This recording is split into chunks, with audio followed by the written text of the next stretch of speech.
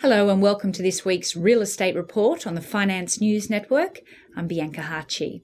This week we go to Melbourne and our series looks at suburbs home to a university. We speak with RP Data about the latest June house prices and the impact of higher interest rates, lower auction clearances and a slowdown on housing finance. And in our tax tip, we look at your obligation to make GST adjustments where you've claimed GST credits and end up using your property differently from the way you originally planned. But first, let's catch up with all this week's property news with Lelde Smits.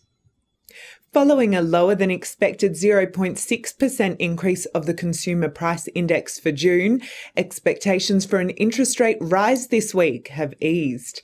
RBA will announce its decision Tuesday at 2:30 p.m. In other news, a report by credit agency Vida Advantage says that mortgage applications rose 2.3% in the June quarter compared to March. Compared to the same period last year, mortgage applications fell 20.3% as the federal government wound back first home owner grants. Australian Property Monitors says the value of loans for buying investment properties increased 17.6% across the country over the past 12 months. The figures suggest that the property market is now being driven by investors. In our Suburb in Focus, as mentioned, we continue looking at suburbs that are home to a university. This week we focus on two Melbourne suburbs.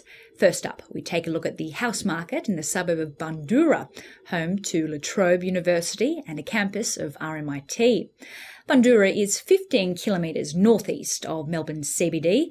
The suburb's population in the latest census was 26,087. Bundoora is well serviced by transport with both tram and rail lines.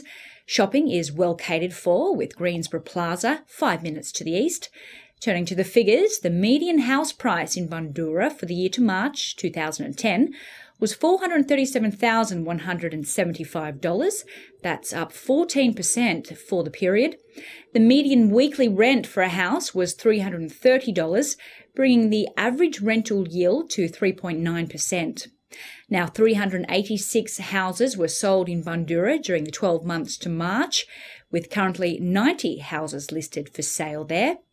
And now to our second suburb, the unit market in Burwood. That's 12 kilometres east of the CBD.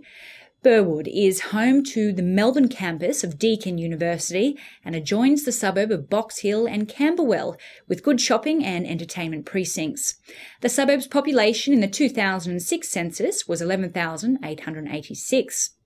Looking at the figures now, and the median unit price in Burwood for the year to March 2010 was $440,000, with unit prices up 9.3% for that period.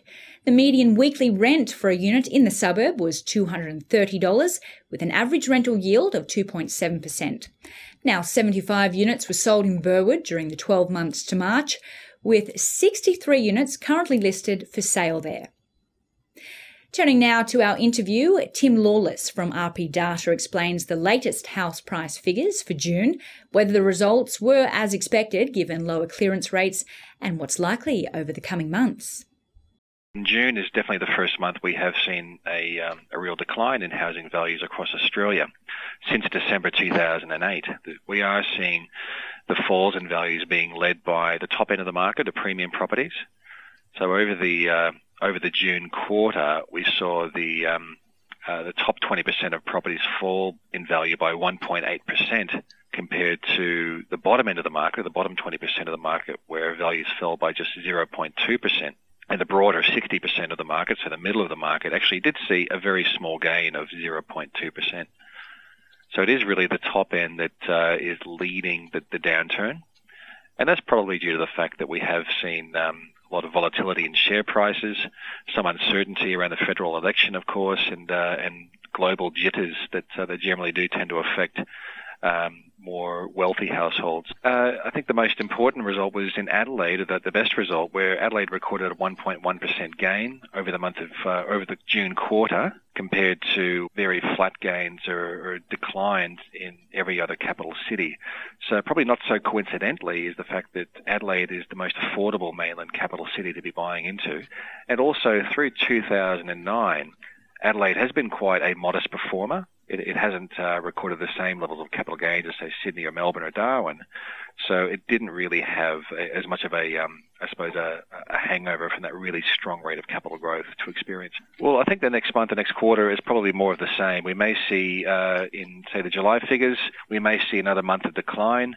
If it's not a decline, it'll be flat.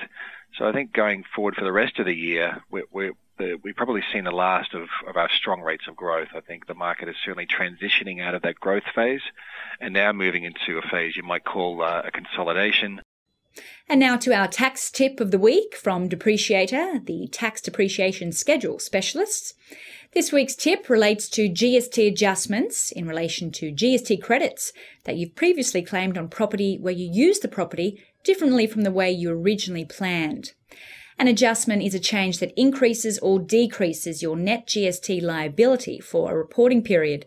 For example, if you rented out new residential premises that you originally planned to sell for which you had claimed GST credits, you would need to make an adjustment. The GST credits you previously claimed in relation to the construction or development of the residential property may have been too much in view of your actual use. You will also have an adjustment if you originally planned to rent out but instead sold new residential premises. To be able to calculate changes in use adjustments, you will need certain information including the GST exclusive value of each of your purchases, GST credits you claimed, details of you holding or marketing the property for sale, and a reasonable estimation of the selling price if the property has not sold. So the matter of GST adjustments on property needs to be calculated with care and backed by evidence. And as always, this is general advice only, and you should always consult your accountant or tax professional before making any tax-related decisions. And that's the Real Estate Report for this week. Thanks for joining us. I'm Bianca Harchi for the Finance News Network.